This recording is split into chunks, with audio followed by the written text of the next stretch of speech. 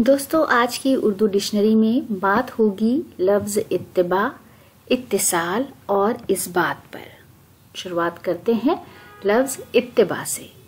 इत्तिबा का मतलब होता है पैरवी करना, इताअत करना, मुताबिअत और तकलीद।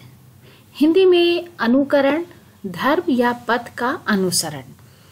ये भी हो सकता है कि आप किसी इंसान का भी अनुसरण, उसे अपना आइडियल मानकर करें। फॉलोइंग, ओबेइंग, ओबीडियंस, एलिगेंस और फिडेलिटी। उसके बाद लफ्ज इत्तिसाल। इत्तिसाल का मतलब है कुर्ब, किसी से मिलना, पेवस्तगी, यकजाई, नजदीकी, तसलसल, यकसानी और मुशाबिहत। हिंदी में परस्पर जुड़े होने का भाव, पारस्परिक मिलाप, निकटता, समीपता, क्रम, समानता और संगम जैसे अल्फाज इसके लिए इस्तेमाल होते हैं।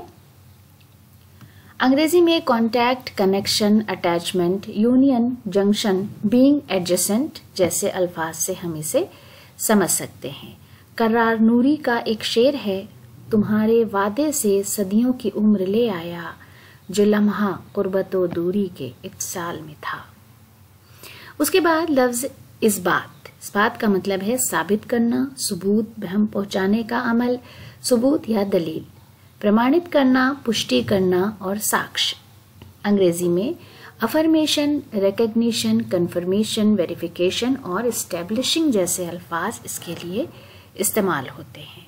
मुसफ़ी गुलाम हमदानी का शेर है, नफी और इस बात का हंगामा रहा उसको में, कोई मारा गया और कोई सरफराज हुआ। तो दोस्तों, आज की उर्दू डिक्शनरी को यहीं पर ख़त्म करते हैं। अगले वीडियो में आपसे फिर मुलाकात होगी। तब तक आप अपना ख्याल रखिए। वीडियो देखने के लिए बहुत बहुत शुक्रिया।